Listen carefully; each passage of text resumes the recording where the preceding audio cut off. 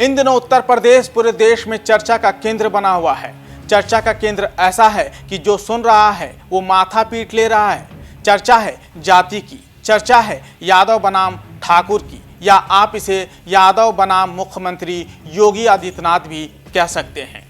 ऐसा इसलिए है कि सूबे के मुख्यमंत्री विपक्षी दल समाजवादी पार्टी के मुखिया यादव बनाम योगी आदित्यनाथ ही करते और कहते चले आ रहे हैं। इस समय जाति का जो भूचाल प्रदेश में चल रहा है वो शुरू हुआ सुल्तानपुर में 28 अगस्त को दिन दहाड़े सराफा व्यापारी की दुकान में डकैती से। इस डकैती में शामिल अपराधियों में कुछ पकड़े गए, कुछ ने सरेंडर कर दिया, लेकिन मंगेश यादव नाम के एक अपराधी को एसटीएफ ने 4 सितंबर की रात मुठभेड़ में मार गिराया। मंगेश यादव के मारे जाने की सूचना पर अखिलेश यादव ने 5 सितंबर की सुबह एक ट्वीट किया कि सरकार में जाति देखकर एनकाउंटर हो रहे हैं। बस यहीं से जाति पर सियासी बवाल शुरू हो गया। अखिलेश ने यह भी कहा था कि यादव समाज के लोगों का जानबूझकर एनकाउंटर किया जा रहा है। लेकिन अगर हम आंकड़ों की बात करें तो यूपी पुलिस के आंकड़े अलग ही कहानी बयां करते हैं, जो अखिलेश यादव के झूठ का पर्दाफाश करते हैं। 2017 के पहले जो लोग प्रदेश में लूट खसोट मचाए थे,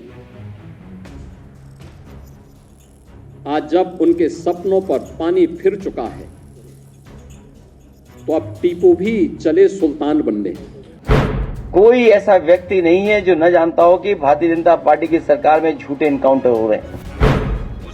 योगी आदित्यनाथ को मुख्यमंत्री बने 9 साल हो चुके हैं, यानी कि साल 2017 में योगी आदित्यनाथ मुख्यमंत्री बने। तब से अब तक यूपी की कानून व्यवस्था में आमूलचूल परिवर्तन आया है। साल 2017 से पहले जहां पूरा प्रदेश दंगा, लूट, बलात्कार, हत्या जैसे अपराधों से हर रोज थर्राता था, वहीं साल 2017 के बाद इन अपराधों में बेहद कमी आई है। योगी आदित्यनाथ ने मुख्यमंत्री पद की कुर्सी संभालते ही अपनी पुलिस को अपराधियों के खिलाफ फ्री हैंड दे दिया। इसी का नतीजा है कि आज पूरे देश में उत्तर प्रदेश के कानून व्यवस्था की दाद दी जाती है। बात करें इन 9 सालों में हुए एनकाउंटर की तो अब तक 12,525 एनकाउंटर कर अपराधियों को पकड़ा गया है। इसमें 207 दुर्दांत अपराधी भी ढेर हुए हैं। 9 सालों में 12,000 से ज़्यादा एनकाउंटर, 207 अपराधी ढेर। योगी आदित्यनाथ साल 2017 में मुख्यमंत्री बने थे। साल 2017 से अब तक इन 7 सालों में प्रदेश में कुल 12,525 मुठभेड़ें हुई हैं, जिसमें 207 अपराधी ढेर हुए और 6,000 से ज़्यादा अपराधी घायल हुए। 207 में सबसे ज़्यादा 86 अपराधी मेरठ जोन से मुठभेड़ में ढेर हुए हैं। वहीं बात करें अगर वाराणसी जोन में, तो वाराणसी जोन में 21 और आगरा जोन में 16 अपराधी पुलिस के साथ हुए मुठभेड़ में ढेर हुए हैं। 2017 से अब तक इन 7 सालों में अपराधियों से मोर्चा लेते हुए 17 पुलिसकर्मी भी शहीद हुए हैं और 1500 पुलिसकर्मी घायल हुए हैं। वहीं सियासतदानों ने इन 207 मुठभेड़ों में मारे गए अपराधियों की जाति ढूंढ ली है। आरोप लगे हैं कि पुलिस और खासकर एसटीएफ कुछ विशेष जाति व धर्म के लोगों को टारगेट कर रही है, या यूं कह ले कि यादवों को टारगेट कर मार रही है, जबकि उससे गंभीर मुकदमों में वंचित अपराधियों को अभयदान दिया जा रहा है। जब यूपी पुलिस के आंकड़ों में देखा गया कि साल 2017 से अब तक हुई मुठभेड़ों में ढेर हुए 207 अपराधियों में किस जाति के कितने अपराधी ढेर किए गए हैं, तो हकीकत कुछ और ही निकली। यादव से ज़्यादा ब्राह्मण और ठाकुर अपराधी हुए ढेर। मुस्लिम 67, ब्राह्मण 20, ठाकुर 18, गुज्जर और जाट 17, यादव 16, दलित 14, आदिवासी 3, सिख 2, अन्य ओबीसी 8, अन्य जाति 42। यूपी में अब तक हुई मुठभेड़ में सबसे अधिक मुस्लिम अपराधी ढेर हुए हैं। 67 मुस्लिम अपराधी मुठभेड़ में ढेर हुए हैं। इससे कुख्यात माफिया अतीक अहमद का बेटा असद, शूटर उस्मान चौधरी भी शामिल है। दुर्दांत अपराधी विकास दुबे, उसके साथ अमर दुबे समेत 20 अपराधी ब्राह्मण और 18 ठाकुर अपराधी शामिल हैं। जिस यादव जाति पर सियासी घमासान मचा हुआ है वो चौथे नंबर पर है। यादव जाति के 16 अपराधी मुठभेड़ में ढेर हुए हैं, जिसमें बीते दिनों मथुरा में ढेर किया गया कुख्यात पंकज यादव और सुल्तानपुर डकैती कांड में शामिल डकैत मंगेश यादव भी शामिल है। इसके अलावा 17 गुज्जर और जाट 14, दलित 3, अनुसूचित जनजाति 2, सिख 8, अन्य ओबीसी और 42 अन्य जाति के अपराधी शामिल हैं। इन सब के बीच सवाल उठता है कि पुलिस जब समाज से अपराधियों का सफाया कर रही है तो फिर इनकाउंटर पर सवाल क्यों उठाए जा रहे हैं। दरअसल कानून व्यवस्था को योगी सरकार की सबसे बड़ी उपलब्धि के रूप में देखा जा रहा है। योगी सरकार कानून व्यवस्था को पटरी पर लाने और पूरे प्रदेश को दंगा मुक्त करने में सबसे सफल रही। यही बात विपक्ष को हजम नहीं हुई और वो इन एनकाउंटर में भी जाति एंगल ढूंढ निकाले। यूपी की बिगड़ी कानून व्यवस्था को पटरी पर लाने में दो बातों को अहम माना जा रहा है। इसमें पहले नंबर पर समाज में कानून व्यवस्था से खिलवाड़ करने वाले अपराधियों पर बुलडोजर एक्शन और दूसरा सबसे अहम पहलू है दुर्दांत अपराधियों का तुरंत एनकाउंटर कर देना। अपराधियों को काबू में करने के लिए योगी सरकार कानूनी दायरे में रहते हुए लगातार बुलडोजर एक्शन कर रही है। वहीं गंभीर अपराध के मामलों में अपराधियों का एनकाउंटर करने में भी पुलिस पीछे नहीं रही है। साल 2017 में भाजपा जब यूपी में सत्ता में आई तब मुख्यमंत्री योगी आदित्यनाथ ने कहा था अपराधी या तो अपराध छोड़ दे या फिर प्रदेश छोड़ दे। इसी के बाद 5 सालों तक प्रदेश को अपराध मुक्त करने का भरपूर प्रयास चलता रहा। इसी का नतीजा है कि साल 2022 के विधानसभा चुनाव में प्रदेश की जनता ने योगी आदित्यनाथ की सरकार को दोबारा सत्ता में लौटाया।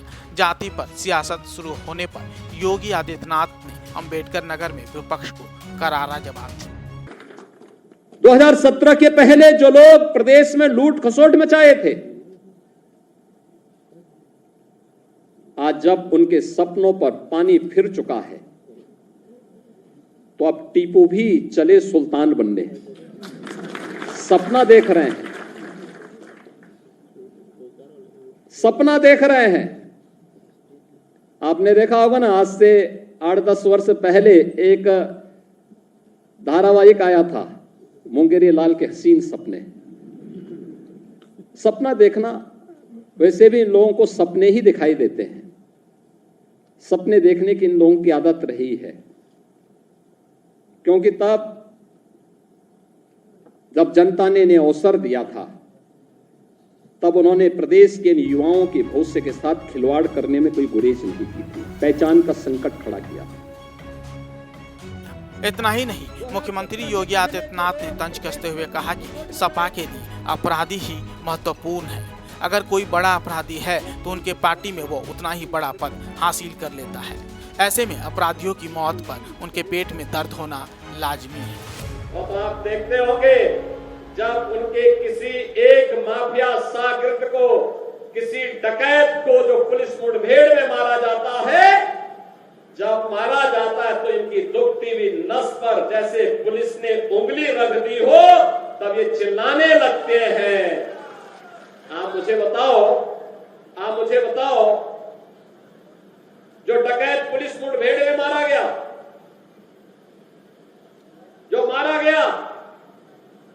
अगर वह डकैत जैसे हथियारों का प्रदर्शन करते हुए डकैती डाल रहा है, वहां ग्राहक भी बैठे हैं, ग्राहकों को खड़ा करके एक तरफ करके अगर गोली मार देता तो क्या उनकी जान को ये समाजवादी पार्टी वापस कर पाती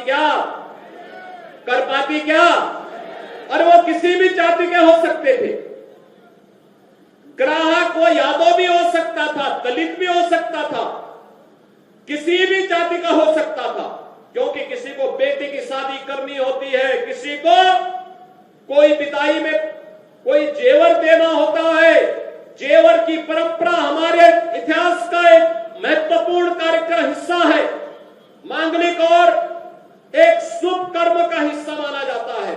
और अगर जेवर खरीदने के लिए किसी शराब और किसी सुनार के घर में व्यवसायिक प्रतिष्ठान में कोई ग्राहक गया है और उस ग्राहक के साथ लूट हो, उस व्यापारी के साथ सरेआम लूट हो, डकैती डाल करके करोड़ों रुपए की डकैती डाल दी जाए, अगर डकैत हत्या करके भाग गया और पुलिस के पास सुराग नहीं मिलती तो यही लोग बोलते देखिए साहब अराजकता है।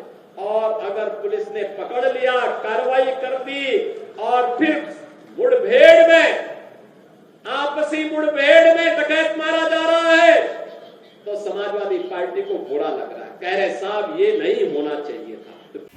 वहीं कानून व्यवस्था को लेकर कोलकाता हाई कोर्ट के साथ सुप्रीम कोर्ट ने भी उत्तर प्रदेश सरकार की तारीफ की थी। योगी की एनकाउंटर पॉलिसी को भी पूरे देश में सराहा जाता है, लेकिन प्रदेश की मुख्य विपक्षी दल के मुखिया अखिलेश यादव अब एनकाउंटर पॉलिसी के जरिए सरकार को घेरने की कोशिश हमेशा करते हैं। अब इसमें जातीय एंगल देखकर योगी सरकार को बैकफुट पर धकेलने का प्रयास कर रहे हैं, लेकिन सीएम योगी भी कम हाजिर जवाबी नहीं है। वो भी अखिलेश को अपराधियों के सामने नाक रगड़ने वाला बताकर बैकफुट पर लाने का प्रयास करते रहते हैं। लेकिन एनकाउंटर में जाति घुसाने से अब यूपी की राजनीति कानून व्यवस्था बनाम अपराधियों के जातिकरण पर सिमटती दिख रही है।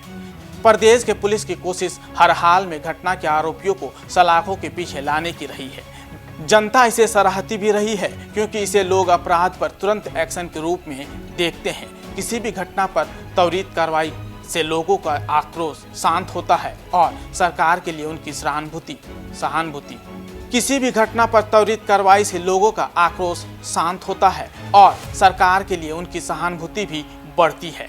और ये सब हो रहा है केवल आने वाले 10 सीटों पर उपचुनाव और 27 में होने वाले विधानसभा चुनाव के लिए। हमसे जुड़े रहने के लिए हमारे YouTube चैनल को सब्सक्राइब करें और नई वीडियो की नोटिफिकेशन के लिए बेल आइकॉन को दबाएं।